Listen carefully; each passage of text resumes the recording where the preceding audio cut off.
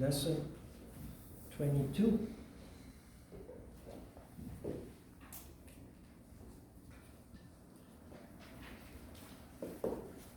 Hatha Yoga Pradipika, chapter 2,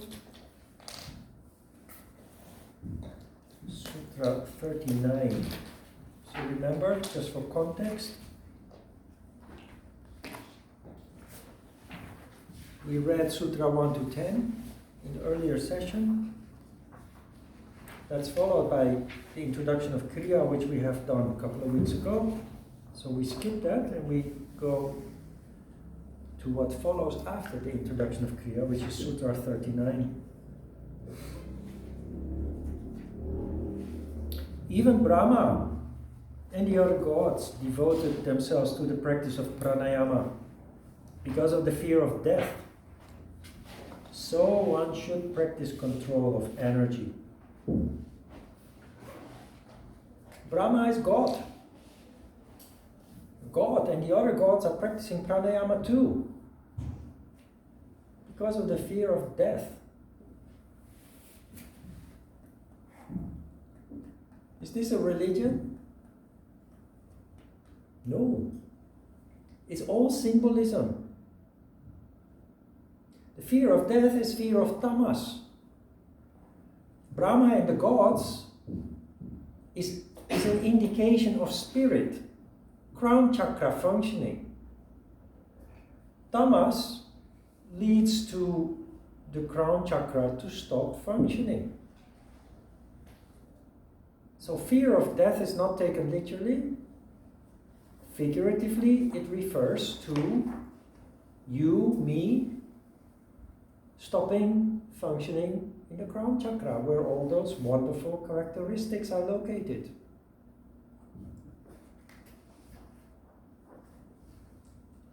So that brings us to the question, where does this thing come from in the ancient past, where people started naming things divine, holy, sacred? Why do we do that? It has very practical reasons, you know. First of all, ancient people declared everything holy or sacred that was essential to sustain life. So rivers are holy. The sun is holy. The forest, the mountain,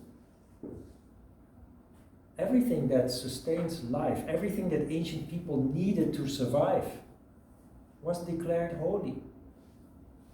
You can replace the word holy by special, but ancient people just communicated in different ways. Did you ever ask yourself why cows in India are holy?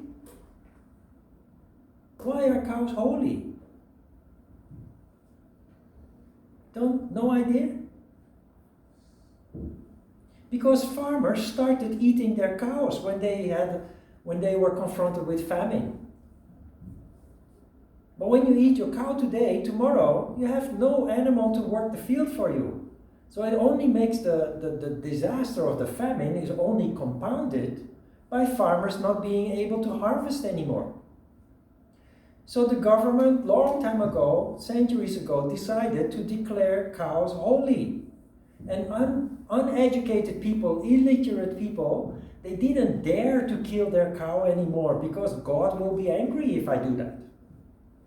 They didn't, even if they were experiencing famine, they didn't dare to kill their cows anymore. So it has a very practical reason. People who were born and raised in Europe, they were all raised with stories about wolves. Fairy tales about wolves being evil, dangerous, killing human beings and what have you. Why? Because wolves, they're just like other animals. They're almost like dogs, just a little bit wilder. They're definitely not the evil that they are pictured in the fairy tales that we grow up with. But why?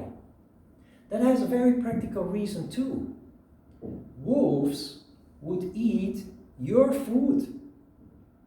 Because when wolves are hunting, they eat the goat that you have in your yard. They would eat the chickens that provide you with eggs. So little children from birth are indoctrinated to see wolves as evil, so that as soon as they grow up and whenever they see a wolf, they would just kill it, exterminate it.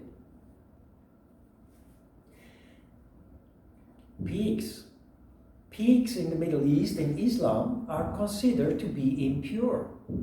Why? Why are they impure and goats and cows are not? You know why? Do you know why? It's assumed that they're eating their home. No. Not? No. Practical reason. The pigs are the only animals that eat what we eat. Cows eat grass. Goats eat grass and weeds. Pigs, they dig up the potatoes and the carrots that we have planted. Pigs eat our food. They compete. In the past, that was very important. Because if the pigs ate our food, we had nothing to eat, we would starve. So pigs were just declared impure. The opposite of holy. They were competing for our food. It's very interesting, isn't it? That's just the ancient way. That is where religion, the dogmatic religion that we know today, that is where it comes from. If you understand what's behind it, it's amazing actually. The practical meaning behind it actually is very interesting, very enlightening in fact. So yoga is a holy science. Even Brahma practices, and the other gods too. What does that mean? It's a symbolical way to tell us that you are looking here at something that really makes a difference. You're looking here at something that really leads to growth, to transformation. It really has an impact. It's really something to consider, to take into consideration. That's all it means. For us, as educated people with rational thought, we don't understand these kind of texts anymore. And we think, what the hell is this? God? Who is God? We have become critical and skeptical and even cynical. We don't believe anymore in the natural phenomena that were so alive and existing for the ancient people. A river is holy because we can't live without water. All ancient settlements were on the banks of rivers. Nobody would build a city in the middle of a desert. Always on the banks of the river. Because we need water. It's one of the most important essential needs of the human being, of society. And when you declare it holy, people will stop dumping their waste in it.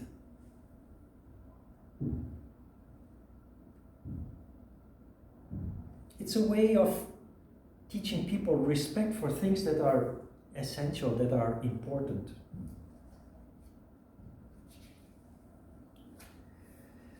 And I have said on several occasions that energy is your most precious asset. The sutra says the gods even practice pranayama because energy is your most precious asset. Without energy you don't function. Without energy you lose your health. In the end you die. 40. So long as the energy is restrained in the body, so long as the mind is calm and steady, so long as the vision is directed to the center of the eyebrows, Why should there be fear of death?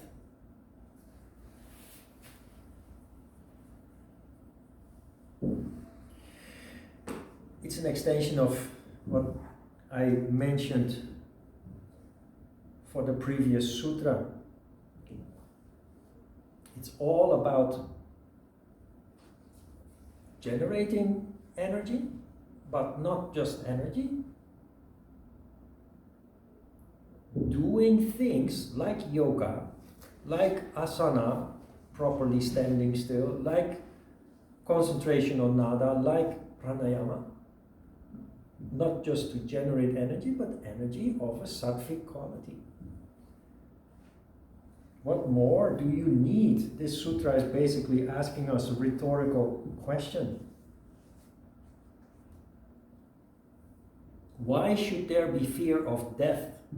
Ajita unfortunately interpreted that in a literal way, saying that as long as there is energy, physical life will perpetuate.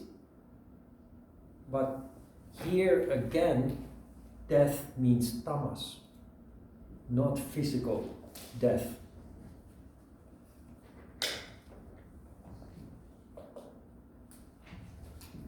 (41) When the Nadi chakra has been purified by a properly regulated course of pranayama, the energy forces open the mouth of the Sushumna Nadi and easily enter it.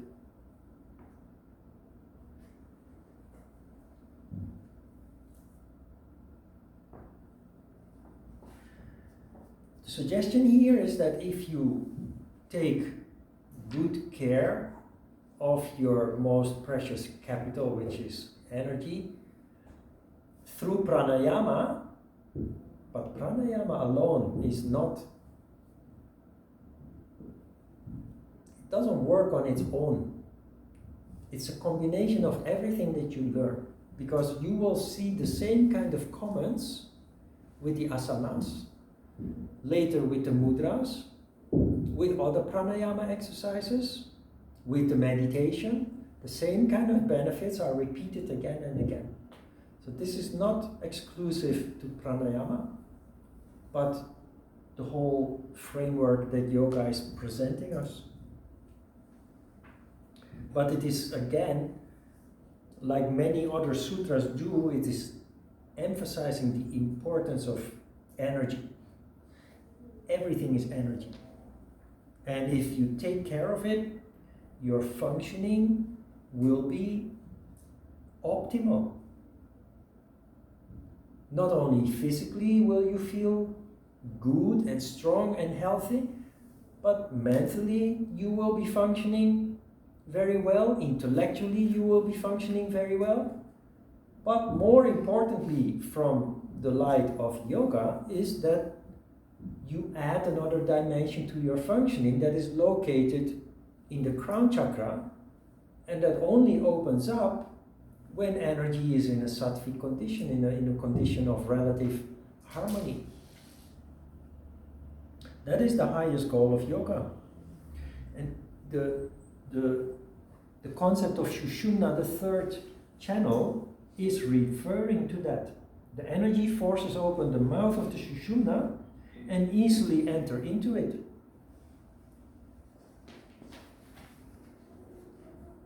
Last week we talked about this idea of creating the perfect circumstances in which the human being thrives in their development and their functioning, like a monastery, a temple. The suggestion is that if you take care of the basic conditions, the concept of Sushumna, or the third channel opening up, or the opening up of the crown chakra, is a natural result of these perfect conditions. Because we live a life in a busy society with many distractions and often based on lower emotions and desires, we are missing that stability that you would otherwise create if you would withdraw yourself deep into a forest, into a faraway monastery or a temple or a retreat. You can, in a big city like Seoul with 12 million inhabitants, create those circumstances if you have a bit of discipline, practicing yoga. 42. When the energy flows through the Sushumna, the mind becomes steady. This steadiness of the mind is the state called Manonmani or Unmani. It's the third time that this is mentioned. Unmani is the 3-syllable mantra representing the crown chakra, which only functions if there is sattva. So here the link is made. If you practice pranayama, create sattva, the condition Manonmani or Unmani will result, which is a direct reference to the opening up of the crown chakra and all the wonderful characteristics that are manifesting there. 43. To attain it, those who know the procedure practice various sort of kumbhakas. By practice of the various kumbhakas, diverse siddhis are obtained. Siddhis come back again. That's a promise. Remember, siddhis are subtle. You already possess them. It took me many years to realize that I have been functioning with siddhis since I was a child. Just not realizing it, not knowing it, until after many years of practicing yoga, reading and rereading the texts, teaching, and then realizing that it is part of daily life. But most people don't possess them, or they are very, very dim. The practice of yoga will only make them manifest in more present ways, make them more dominant in the way that you function.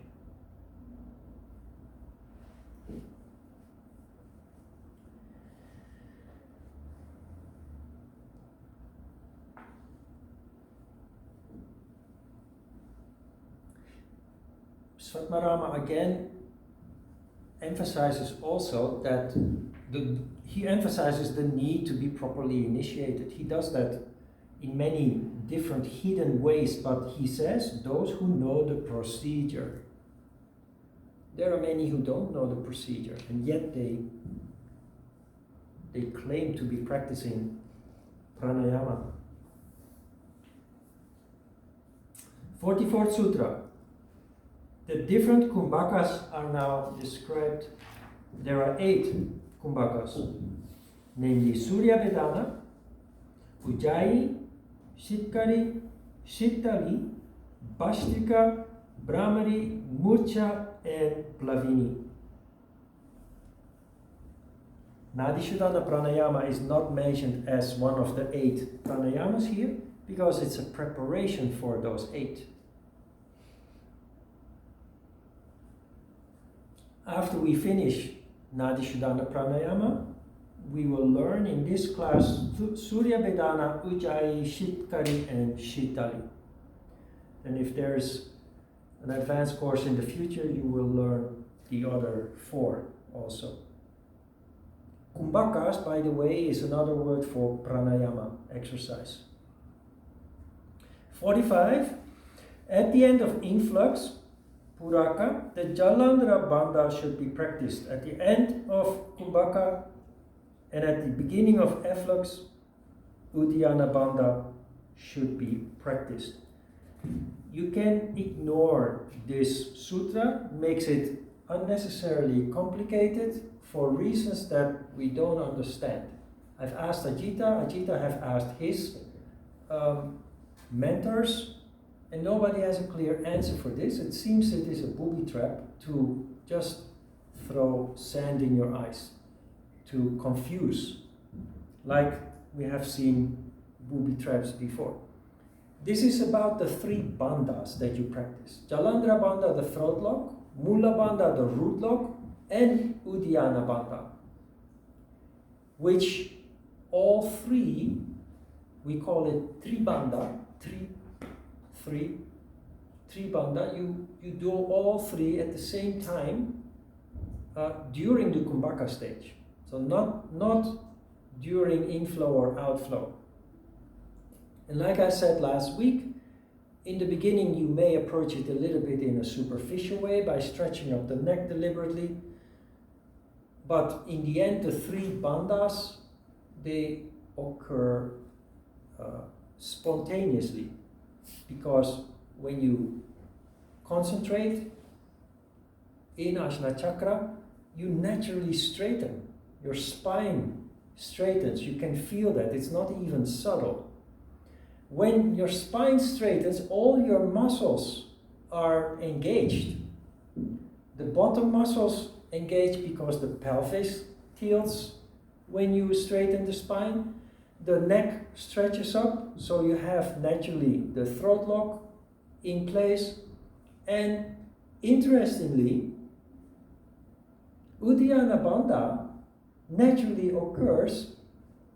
People with Uddiyana Bandha focus on the physical aspect of it, just like they do with the root lock, squeezing deliberately and repetitively the pelvic bottom muscles. Uddiyana Bandha is in fact the phenomenon of the gastric fire being lit, being heated up. Those three chakras in the bottom of the spine, Manipura, Svadhisthana and Muladhara, together start to become one ball of vital energy. Then Uddiyana Bandha is the phenomenon that this energy starts to rise up. So it's also referred to as an upflying bird. Especially when meditations become longer, you will have that phenomenon occurring. And maybe you have heard of Tummo Yoga. High up in the mountains in the Himalayas, there is a spiritual sect, not in a negative sense a sect, but is a community of very dedicated practitioners of what they call Tummo Yoga. Now the stories of the Tummo Yogas are legendary. There have been stories about those yogis for decades. And the story goes that they create so much heat in their body that they go out in the snow and ice at night, naked, and they wrap themselves in a wet blanket and they sit on a rock surrounded by snow and ice, freezing cold, and they meditate all night. In the morning, the blanket is dry and the ice and the snow around them has melted. A normal person in those circumstances would die within probably in half an hour. So freezing cold, no clothes, wet blanket, you can't imagine anything worse. You would die from hypothermia very quickly. Now, those stories are legendary and very mysterious because they never gave insight into what they were doing and how they were doing it until recently, when they started allowing scientists to come to interview them and to observe them. The same as Prahlajani. You know the story of Prahlajani? Prahlajani just died last year, but Prahlajani is a yogi who claimed never to have eaten since the age of 11. He had some kind of experience when he was 11 years old, or maybe it was 8 years old, but as a child, he had some kind of experience that caused him to stop eating and drinking. Now, just like with the Tummo yogis, that is an unbelievable story, an incredible, not credible story. So, mystery, legend occurs. But it seems that the past 2 decades or so, more and more of these kind of secret societies and communities are allowing scientists to come in and show what they are doing. And Prahlad twice allowed to be put into 24 hours complete surveillance. For the first time, the first time that he did that is about 20 years ago. For 10 days, in a hospital room, 24 hours a day surveillance, cameras, and they found that, of course, he didn't eat and drink as he claimed, and they couldn't catch him doing that secretly. But he never went to the toilet during those 10 days. So that's about 20 years ago, the first experiment. 10 years after the first experiment, they repeated the experiment and they extended it to 14 days. He never ate, never drank, never passed stool, never even urinated. For normal people, not eating for 10 days or 14 days is possible. But not drinking is totally, utterly impossible. So he claims to feed himself through a hole in the roof of his palate, which is Shiva energy, which in the Bible is the manna that comes from heaven. Remember, Moses took his people through the desert for 40 years, and when they had nothing to eat, they fed themselves with manna from heaven. Then in the Bible, there are illustrations where fish and loaves of bread is raining from the sky, from the heavens, but in fact it's Shiva energy that is the feeding principle here. And that is what Prahlad claims to have done since he was a child. You can look it up, Prahlad and Tummo Yoga. Tummo Yoga, you will easily find links about those people, especially since they have allowed scientists to observe them.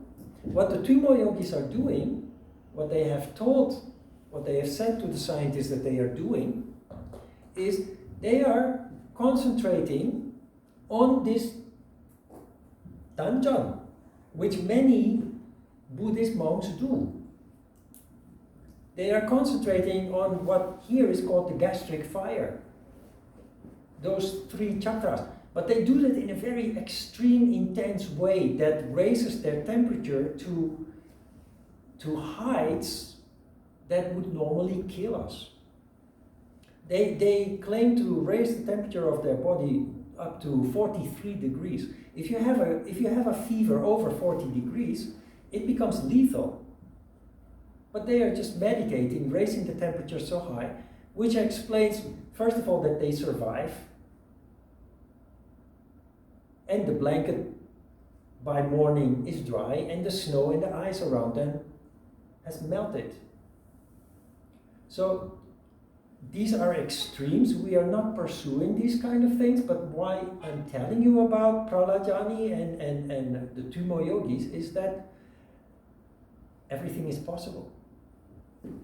And it also shows that what yoga is trying to aim for, the control of energy and opening up of the crown chakra, all the wonderful things that yoga promises, is not that difficult at all. As long as you have the dedication to put in a little bit of time.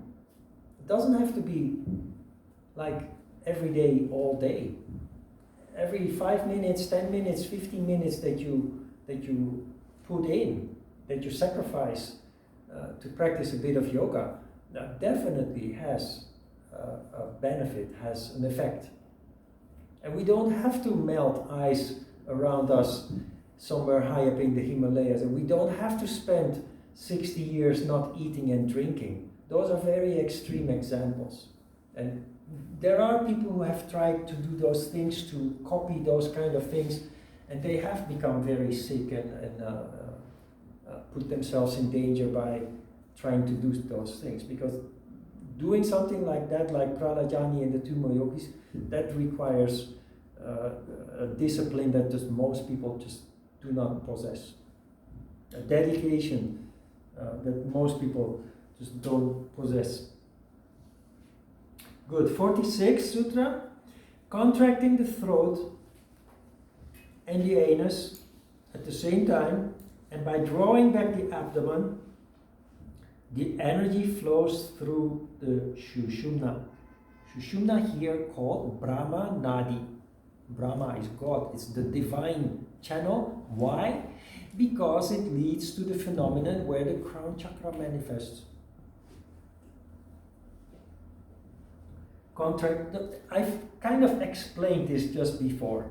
Uddiyana Bandha is the phenomenon where energy in those three chakras starts to increase and it rises up. Basically, that is what is described here. Contracting the throat lock in the Kumbhaka, applying the root lock and the Uddiyana Bandha leads to the energy flowing through the Shushumna, the third channel, or the Brahmanadi. 47, and the last one for today. Raising the apana upwards by contracting the anus. You can actually you can erase that. Raising the apana upwards, the prana should be brought downwards from the throat. The yogin then becomes a youth of 16, freed from old age. Apana, that is the energy from Muladhara chakra, remember? So Shakti rising up, Shiva coming down. That is what this is describing. What is meant here is the phenomenon of the star of David in the crown, in the heart chakra. Remember when we discussed the crown, the heart chakra?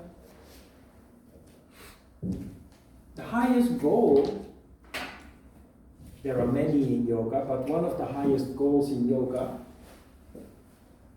is, of course, the opening up of the heart chakra, or the burning heart phenomenon of the Christ. That happens when Shakti rises up and is met by an amount of Shiva and harmonizing at the level of the heart chakra.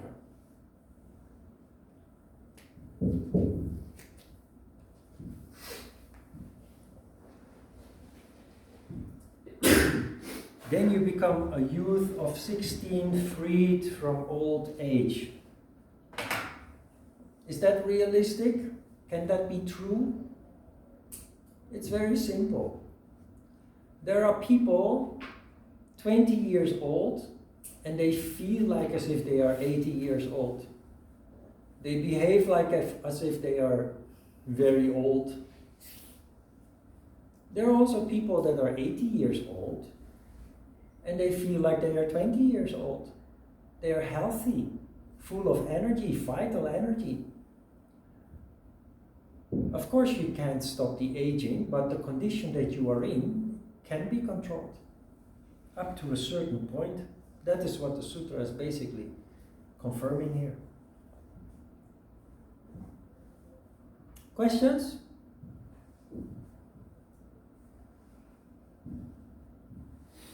Okay. Let's have a short break.